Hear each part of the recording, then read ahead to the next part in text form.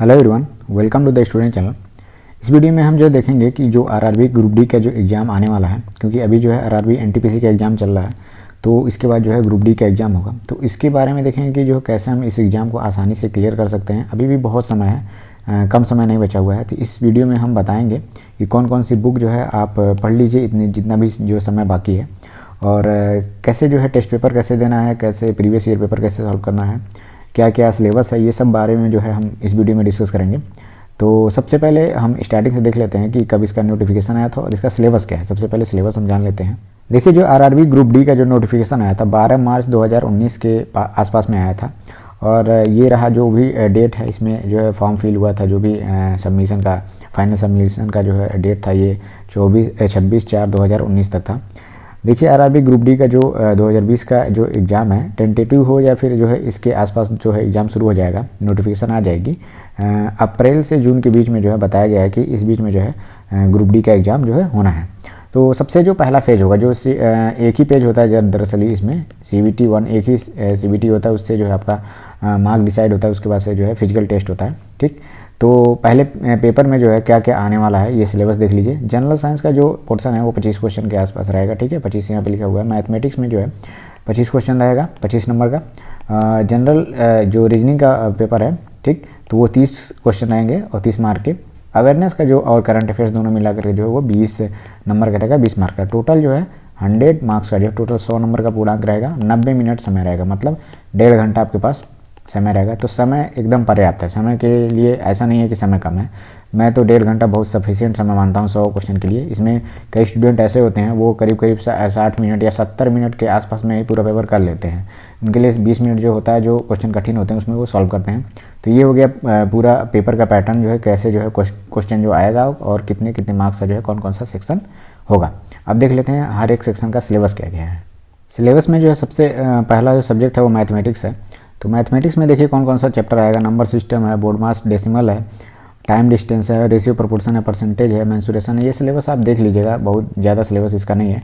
Trigonometry है, geometry है। ठीक, सबसे ज़्यादा आपको इसमें जो है अर्थमेटिक वाला जो पोर्शन है, आपको उस पर जो है फोकस करना है, क्योंकि उससे जो है क्वेश्चन सबसे ज़्यादा मतलब रेलवे में क्वेश्चन पूछा जाता है, जो अंक गणित का सेक्शन है।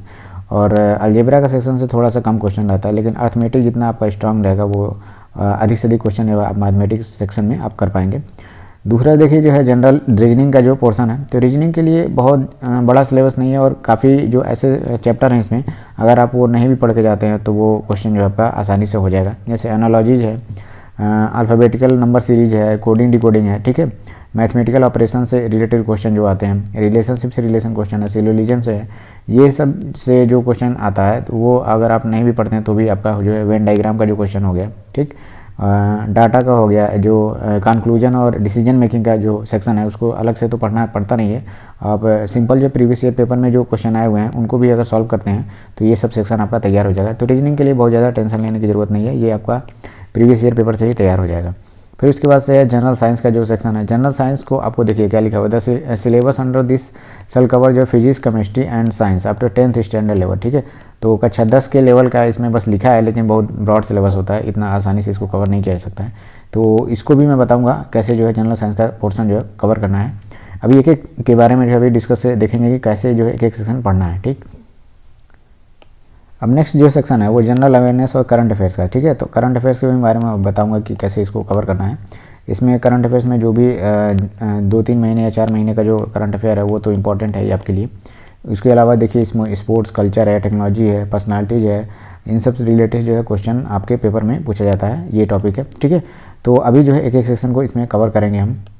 उसके बाद देख लीजिए जो फिजिकल जो होता है वो मेल कैंडिडेट के लिए क्या होता है। आपको जो है 35 किलोग्राम वेट जो है आपको 100 मीटर के लिए जो है 2 मिनट में कवर करना है, दौड़ना है जो भी इसमें है। ठीक है, फिर उसके बाद से जो है 1000 मीटर का रेस आपको 4 मिनट 15 सेकंड में इसको कवर करना है। ठीक है, फीमेल कैंडिडेट्स के लिए क्या है, 20 किलोग्राम वेट होना चाहिए, 100 मीटर के लिए 2 मिनट में कवर करना है, और 1000 मीटर अर्थात 1 किलोमीटर जो है आपको 5 मिनट 40 सेकंड में फीमेल के लिए जो है ये फिजिकल टेस्ट होगा। ये दोनों टेस्ट होगा, ऐसा नहीं है कोई एक ही इसमें होगा। मतलब मेल के लिए जो है ये पहला और ये दूसरा होगा, फीमेल के लिए पहला है और ये दूसरा। ये दोनों टेस्ट पास करने के बाद आपका ग्रुप डी का एग्जाम क्लियर हो जाएगा। बाकी उसके बाद से मेडिकल का कुछ प्रोसीजर होगा, वो होगा, उसके बाद से आपका जो है फाइनल मेरिट बन जाएगा। अब देखते हैं इसमें जो है एक एक चीज़ को कैसे हमको कवर करना है एग्जाम के लिए। इसमें सबसे पहले जो है आपके पास क्या होना चाहिए, वो होना चाहिए previous year paper. Previous year का पेपर जो है आप ख़रीद लीजिए, जो भी मार्केट में आपके पास अवेलेबल हो, ठीक है। देखिए ये अगर जो लोग इंग्लिश में पढ़ते हैं, मतलब जिनके लिए हिंदी लैंग्वेज थोड़ा टफ है, तो इंग्लिश में भी किरण पब्लिकेशन का ग्रुप डी का जो है 2018 में जो पेपर अभी हाल ही में जो हुआ था ग्रुप डी का, उसके सारे सेट जो है इंग्लिश में दिए हुए हैं, तो वो आप खरीद सकते हैं। हिंदी में जिनको पढ़ना कंफर्टेबल लगता है वो प्लेटफॉर्म पब्लिकेशन जो है करीब 30-35 सेट जो है, इतना काफ़ी है। इसमें 45 सेट दिया हुआ है, इसमें 30 सेट दिया हुआ है, तो ऐसा नहीं है कि सिर्फ 30 सेट करेंगे तो वो कम पड़ेगा आपके लिए, 30 सेट बहुत होता है, ठीक है। तो ग्रुप डी का पेपर का जो आपको प्रीवियस ईयर में जो आया हुआ 2018 में, ये आप जो है एक एक रख लीजिए अपने पास। जो लोग ऑनलाइन जैसे मान लीजिए PDF डाउनलोड कर लिए हैं तो वो भी रख सकते हैं, उससे भी आप पढ़ सकते हैं, ऐसा कोई बड़ी बात नहीं है। जिनको PDF चाहिए होगा वो टेलीग्राम ग्रुप में जो है 10 स्टूडेंट के जुड़ के वहाँ से जो आप PDF आप डाउनलोड कर सकते हैं, लिंक मैं डिस्क्रिप्शन में उसको दे दूँगा। फिर उसके बाद से आपको जो है जनरल साइंस के लिए आपके पास एक बुक होना चाहिए लूसेंट का, ठीक है। तो ये हिंदी में भी है और इंग्लिश में भी आपको मिल जाएगा। अगर आप इंग्लिश में सर्च करेंगे तो इंग्लिश भी इसका वर्जन अवेलेबल है। फिर देखिए आपको इसको सॉल्व कैसे करना है। प्रीवियस ईयर पेपर आपके पास है तो डेली कम से कम जो है आपको 2 पेपर जो है आपको कवर करना है, ठीक। ये हो गया आपका पहला, मतलब प्रीवियस ईयर पेपर आपके पास होना चाहिए। फिर तीनों बुक में से कोई 2 बुक या प्रीवियस ईयर एक पेपर और एक लूसेंट होना चाहिए। फिर इसको देखिए आपको कैसे इसको सॉल्व करना है। देखिए दूसरा प्रोसेस में आपको क्या करना है कि डेली आपको 2 पेपर सॉल्व करना है। अब आपके पास जो है एक वाइट पेपर या जो भी जो हो, आप एक नोट्स की तरह जो है आप 2 पन्ने या 3 पन्ने का नोट्स रख लीजिएगा अलग से। आप उसमें करना क्या मैं बता रहा हूँ। जो भी अगर आप एक पेपर सॉल्व करते हैं उसमें जो साइंस का जो पोर्सन है, ठीक है, वो साइंस के पोर्शन के लिए अलग कॉलम बना लीजिए। अब देखिए जैसे मान लीजिए आपने देखा कि कोई pH वैल्यू से क्वेश्चन आ गया, ठीक है, किसी भी जैसे नींबू का pH वैल्यू क्या है, तो आपको यहाँ पे नोट कर लेना है कि मुझे pH वैल्यू का जो सभी के pH वैल्यू का जो इंपॉर्टेंट क्वेश्चन है उसको कवर करना है। अब ये मिलेगा कहाँ, एक ही जगह, वो लूसेंट में आपको मिल जाएगा कि कई जितने भी इंपॉर्टेंट चीज़ें जिसका pH वैल्यू पूछता है वो एक ही जगह जो है आपको लूसेंट में मिल जाएगा। फिर उसके बाद से अगर मान लीजिए किसी इंस्ट्रूमेंट का, साइंस में अगर रहा जाए, किसी इंस्ट्रूमेंट का अगर खोज के बारे में दिया हुआ है, डिस्कवरी, तो वो भी जो है आपको लूसेंट में मिल जाएगा किसी एक जगह। तो वो आपको यहाँ पे नोट कर लेना है कि इंस्ट्रूमेंट से रिलेटेड क्वेश्चन जो है डिस्कवरी आपके एग्जाम में पूछा गया, तो उसको यहाँ पे नोट कर लेंगे, ठीक है। तो इसी तरह से जो जो टॉपिक से क्वेश्चन आएगा उसको आपको उस अलग सेक्शन में नोट कर लेना है, जिससे आपको डिसाइड करने में आसानी होगी कौन सा पोर्सन जो हमको सामान्य ज्ञान लूसेंट से पढ़ना है, ठीक। इस तरह से क्या होगा कि आपका जो भी इंपॉर्टेंट पॉइंट है वो छूटेगा नहीं, क्योंकि क्या होता है कभी कभी जब लास्ट टाइम आता है तो पता नहीं चल पाता कि कौन कौन से पॉइंट आपको पढ़ने हैं लूसेंट से, ठीक है। तो एक जगह कलेक्ट रहेगा कि आप समझ सकते हैं कि प्रीवियस ईयर में इन पॉइंट से जो है क्वेश्चन आता है। जैसे मान लीजिए डांस से रिलेटेड, ठीक है, किस स्टेट में कौन सा जो है डांस होता है, ठीक। तो वो डांस अगर आपने देख लिया, उससे क्वेश्चन 1-2 सेट में आ रहे हैं, तो आप यहाँ पर लिख सकते हैं कि जनरल नॉलेज के सेक्शन में आप लिख सकते हैं कि डांस वाला सेक्शन हमको कवर करना है, नृत्य जो है उसको कवर करना है। तो वो एक जगह मिलेगा कहाँ से, या तो आप गूगल करके जो है स्क्रीनशॉट लेके रखिए, या लूसेंट में आपको जो है एक जगह जनरल नॉलेज वाले सेक्शन में आपको गूगल वहाँ से मिल जाएगा, सॉरी जो डांस वाला सेक्शन है वो वहाँ से मिल जाएगा।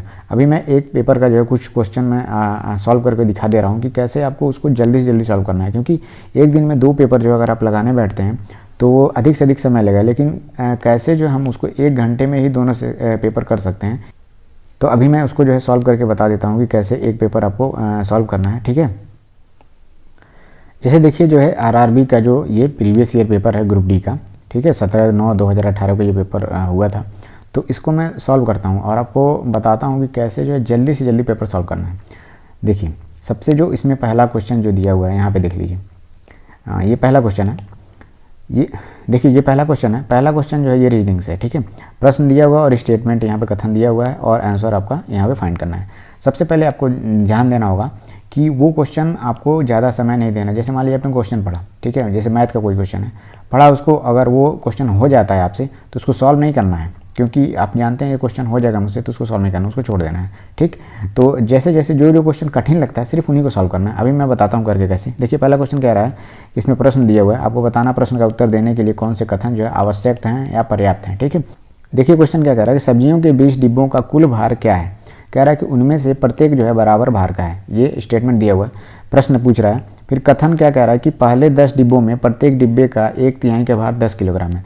अगर कहा जाए पहला 10 डिब्बा यहाँ पर रख देते हैं, 10 डिब्बा यहाँ पर रख देते हैं, पहले जो 10 डिब्बे हैं उसमें जो हर एक का जो भार है उसके 1/3 का भार जो है 10 kg है, ठीक है। तो एक का भार कितना हो जाएगा, वो 30 kg। 30 kg पता चल गया, मतलब 10 डिब्बे, स्टार्टिंग के 10 डिब्बे का भार ये 300 kg हो गया। पहले 10 डिब्बे कब निकल गया, बाकी के 10 डिब्बे कह रहा है कि कह रहा है कि 6 डिब्बों का कुल भार जो है 4 डिब्बों के कुल भार के 40 के बराबर है। अगर मैं लास्ट के एक एक डिब्बे का भार अगर x ले लेता हूँ तो 6 डिब्बे का भार अगर 6x है, ठीक है, कह रहा है कि 4 डिब्बों के कुल भार के 40 अधिक है, तो 4 डिब्बों का भार जो है 4x हो जाएगा, ठीक, उसके भार के 40 बराबर है। 40 इसमें जोड़ के यहाँ पे x फाइंड कर लेंगे तो यहाँ पे क्या हो जाएगा, लास्ट के 10 डिब्बों का भार भी निकल जाएगा, ठीक। तो कह रहा है कि कथन 1 केवल अकेले पर्याप्त है, ये गलत है। 2 अकेले पर्याप्त है, गलत है। 1 और 2 दोनों पर्याप्त नहीं है, ये भी गलत है। मतलब जो है किसी एक स्टेटमेंट से आप आंसर नहीं निकाल सकते हैं, दोनों स्टेटमेंट एक साथ आपको यूज करना होगा, तभी जो है इस ऊपर गए पूछे गए प्रश्न का जवाब आप दे पाएंगे। तो इसी तरह से जो है क्वेश्चन को सॉल्व करना है। ये तो रीजनिंग का था तो इसको पूरा सॉल्व करना था आपको, क्योंकि ऐसे क्वेश्चन की प्रैक्टिस आपको करके जानी है। इसका कोई अलग से जो है चैप्टर या फिर जो है अलग से कोई बुक नहीं आती है, ठीक।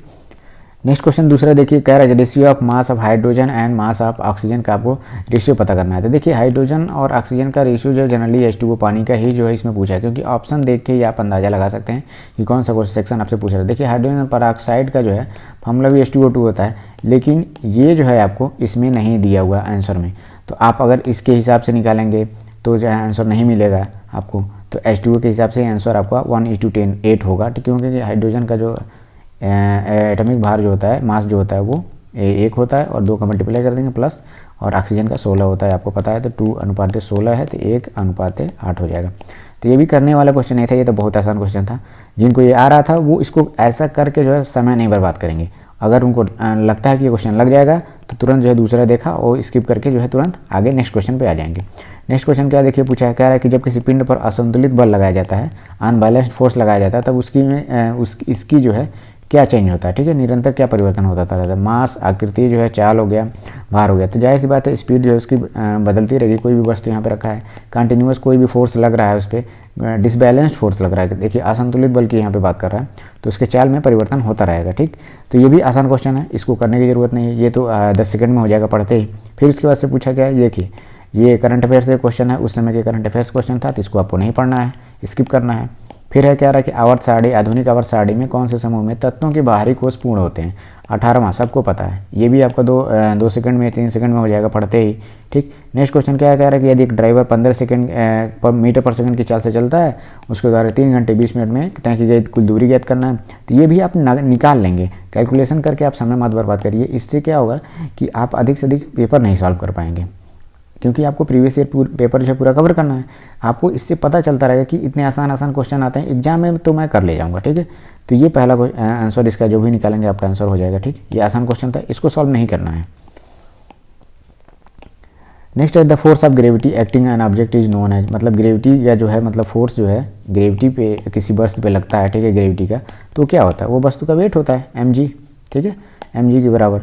तो ये भी आपको नहीं पढ़ना है, ये जो है आसान क्वेश्चन है। जिनको नहीं पता है, अगर देखिए यही क्वेश्चन मैं बता रहा हूँ, जिनको ये क्वेश्चन नहीं पता है, mg का मान जो है वेट के बराबर होता है, यही आंसर होगा इसका, तो इसको जो है अलग से नोट में लिखेंगे ज़रूर, क्योंकि आगे पेपर में ये पूछा जा सकता है। तो जो क्वेश्चन आपको आता है सिर्फ उन्हीं को स्किप करना है, जो आपके लिए नया है उसको नोट जरूर करिएगा, क्योंकि ये जनरल साइंस से क्वेश्चन है। और जनरल साइंस का सेक्शन का जो वेटेज है 25 का मैं अकेले आपने दिखाया, अब मैंने बताया कि अभी जो है ये 25 नंबर का अलग अकेले ही इसका वेट है। तो आपको इसका ऐसे क्वेश्चन जो है आपको छोड़ने नहीं, अगर नहीं पता है तो, ठीक है। नेक्स्ट क्वेश्चन देख लेते हैं। 8वां क्वेश्चन देखिए, ये क्वेश्चन दिया हुआ है, इसको सॉल्व करना है। ये भी आसान है, ये भी आसानी से हो जाएगा, इसको सॉल्व करने की ज़रूरत नहीं है। ये क्वेश्चन आप सॉल्व कर सकते हैं। देखिए प्रीवियस ईयर पेपर सॉल्व करने का मतलब ये नहीं होता है, मैं कहता हूँ कि हर एक क्वेश्चन आपको सॉल्व करना है। जो क्वेश्चन आपको देखते जाना, जो क्वेश्चन आपसे हो रहा है उसको छोड़ते जाइए, जो हो जाएगा। इसमें कई लोग गलती कहाँ करते हैं मैं बता देता हूँ।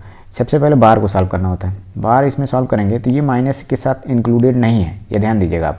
सिर्फ ये 5 और 7 को जोड़ के जो है 12 लिखना है आपको, तब माइनस लगाना है। कई लोग क्या करते हैं, माइनस इसमें इंक्लूड करके 7 के साथ कर देते हैं +2, ठीक है, ये गलत हो जाएगा आपका आंसर। तो ये आपको ध्यान देना है कि बार अपने आप में अकेले है, ठीक। नेक्स्ट क्वेश्चन अब देखते हैं। कह रहा है कि पद्मावत में अलाउद्दीन खिलजी का किरदार किसने निभाया था। ये तो बहुत ही हाईलाइटेड क्वेश्चन था, रणवीर सिंह। तो ये भी आपको पढ़ने की जरूरत नहीं है। नेक्स्ट क्वेश्चन देखिए, 10वां क्वेश्चन कह रहा है कि a - b का होल क्यूब, b - c का होल क्यूब, c - a का whole cube upon 3a - b, b - c और c - a, इसको सॉल्व करना है। तो देखिए आप फॉर्मूला जानते होंगे, a cube plus b cube plus c cube minus 3abc बराबर 0, ठीक है। तो इस फार्मूले पे जो है ये क्वेश्चन बेस्ड है। तो ये भी आसान क्वेश्चन है, इसको कर लेंगे। a के जगह पे क्या लिखा हुआ है, a - b लिखा हुआ है, b के जगह पे b - c लिखा हुआ है। तो इस पूरे ऊपर वाले के जगह पे क्या लिख सकते हैं आप, इतना बराबर ये हो जाएगा, 3ABC हो जाएगा, नहीं हो जाएगा ये, जब ये माइनस इधर रहेगा तो ऊपर वाले की जगह पे 3 गुणे a minus b, b minus c, c minus a लिख सकते हैं आप, सी माइनस ए, ठीक है। अपॉन नीचे लिखा हुआ है 3, जो भी नीचे वही वैल्यू सेम लिखिए, कट जाएगा, 3 से 3 कट जाएगा, ये 1 की वैल्यू के बराबर हो जाएगा। तो ये क्वेश्चन बहुत आसान है, जो लोग प्रिपरेशन कर रहे हैं उनके लिए जो है यही स्ट्रेटजी अपनाना है। ऐसे ही आप प्रीवियस ईयर पेपर को जल्दी से जल्दी, अधिक से अधिक पेपर आप सॉल्व कर पाएंगे। जितना ज़्यादा से ज़्यादा सॉल्व करेंगे आपको क्वेश्चन का आइडिया पता चलता रहेगा, और अधिक से अधिक सेक्शन आप कवर करेंगे, जिससे आप लिख सकते हैं कि कौन कौन से सेक्शन से जो क्वेश्चन ज़्यादा पूछा जा रहा है, ठीक है। नेक्स्ट क्वेश्चन 11 नंबर का देखिए क्या कह रहा है कि इनमें से कौन पूर्ण घन है। तो देखिए 9261 8000, ये दोनों पूर्ण घन है। 21 का क्यूब करेंगे तो ये भी सही जवाब है, और ये 20 का क्यूब करेंगे तो ये दोनों सही जवाब है। तो ये क्वेश्चन जो है एग्जाम में नहीं कंसिडर किया गया था, क्योंकि for this question discrepancy found question answer, so the question ignore कर दिया गया था सभी कैंडिडेट के लिए, क्योंकि जाहिर सी बात है पूर्ण घन की बात की जाए तो पहला भी पूर्ण घन है और दूसरा भी पूर्ण घन है। तो अगर आप देखते हैं तो इसमें ज़्यादा समय गंवाने की ज़रूरत नहीं। अगर आप आंसर कोई एक नज़र में आपने देख लिया दूसरा सही है, तो अभी अगर ये मार्क किए हुए होते तो आपको कंसिडर नहीं किया जाएगा, क्योंकि कई लड़के 1 को मार्क करेंगे, कई लड़के 2 को भी मार्क करेंगे, ठीक। तो इसको हटा दिया गया था, तो इसको भी ज़्यादा इस पर फोकस नहीं करना है, ठीक है। ये देखिए रीजनिंग की तरह है, कह रहा है कि इनमें से विषम संबंधित जो है जो इस समूह में नहीं है उनको चूज करना है। तो विराट कोहली इसमें सही जवाब है, ये खिलाड़ी हैं, बाकी सब जो है साइंटिस्ट हैं। ऐसे ही आपको जो है अधिक से अधिक क्वेश्चन सॉल्व करना है। देखिए 12 क्वेश्चन जो है मैंने जो है 2 से 3 मिनट में ही जो है 12 क्वेश्चन मैंने सॉल्व कर लिया। पूरा पेपर जो है आप 100 क्वेश्चन का ऐसे करेंगे तो जल्दी जल्दी में आप जो है 30 से 40 मिनट के अंदर पूरा पेपर जो है एक ओवर रन थ्रू हो जाएंगे, ठीक है। तो ऐसे जो है आपको दिन में 2 पेपर आपको सबसे पहले इसको 2 पेपर आपको सॉल्व करने हैं।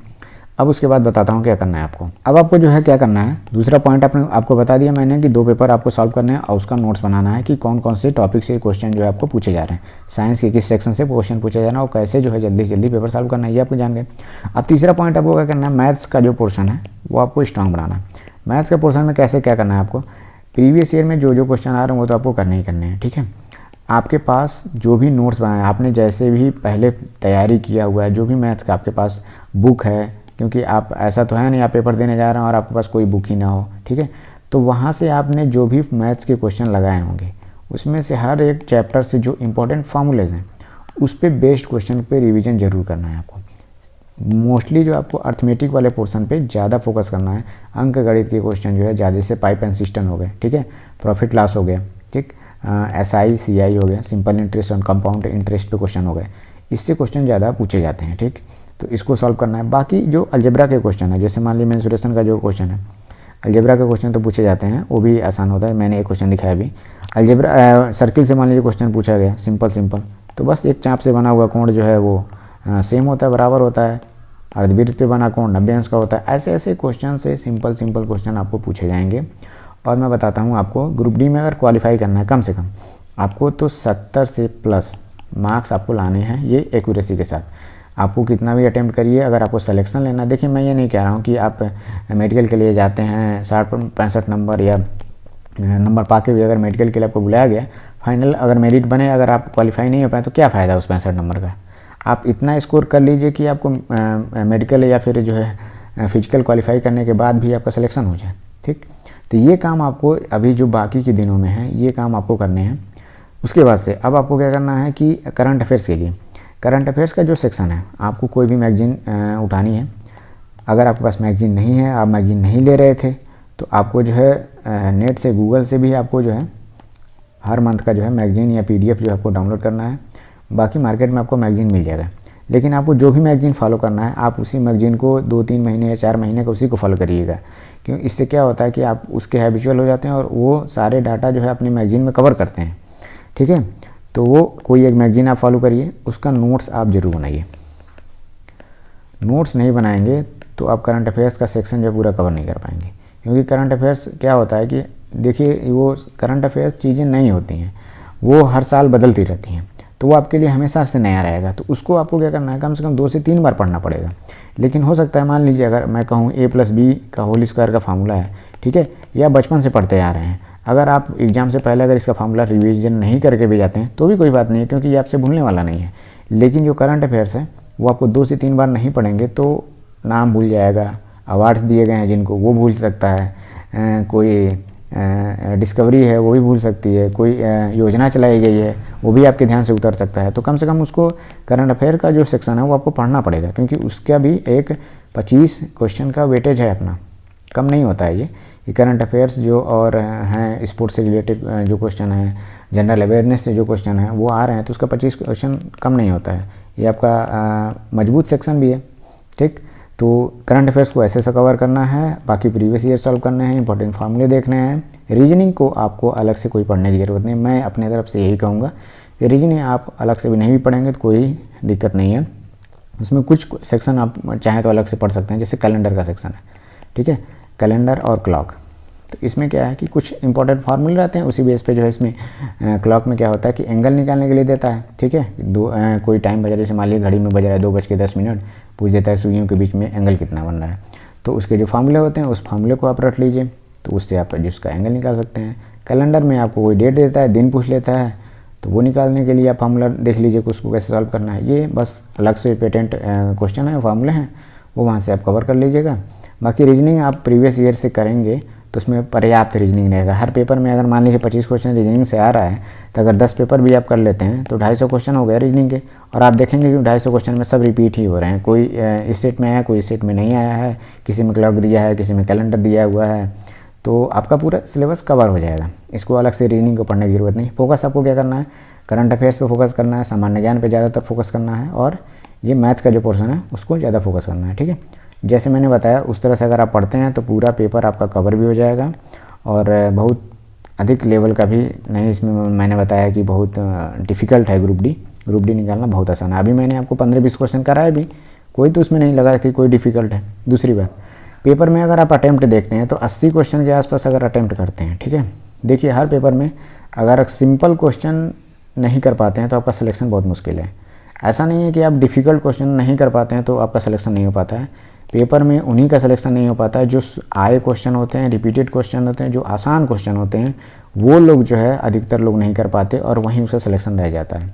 कठिन क्वेश्चन तो जाहिर सी बात है 100 क्वेश्चन आ रहा है तो 100 में 100 तो आप कर नहीं पाएंगे, ठीक। तो 10 क्वेश्चन से प्लस क्वेश्चन जो कठिन ही रहता है तो कठिन आप नहीं करते हैं। 70 से 75 क्वेश्चन ऐसे रहते हैं जो पहले आए भी हुए हैं, वो आसान भी रहते हैं। तो अगर आप पेपर में आसान क्वेश्चन को छोड़ेंगे तो आपका सिलेक्शन थोड़ा सा मुश्किल होगा। कठिन क्वेश्चन सभी लोग छोड़ते हैं, ठीक। तो इस स्ट्रेटजी पे आप फॉलो करिए, और जो भी आपका क्वेरी हो इंस्टाग्राम पे, यहाँ पे मैं आईडी दिया हुआ हूँ, इंस्टाग्राम पे आप मैसेज कर सकते हैं वहाँ पे। और जिन लोगों को पीडीएफ चाहिए जो प्रीवियस ईयर पेपर का है उसका पीडीएफ मेरे पास है, तो टेलीग्राम का लिंक मैं डिस्क्रिप्शन में दे दे रहा हूँ, वहाँ से जुड़ करके जो आप वो पीडीएफ डाउनलोड कर लीजिएगा। सारा पेपर का जो है करीब 20-25 पेपर का जो है कलेक्शन एक ही पीडीएफ में है, तो वो आप वहाँ से सॉल्व कर सकते हैं। वो हिंदी में दिया हुआ है, ठीक है। इंग्लिश के लिए मैंने बता दिया किरण पब्लिकेशन का आप सॉल्व कर लेंगे, तो वो इंग्लिश में पेपर दिया हुआ है, ठीक। थैंक यू दोस्तों, ऑल द बेस्ट।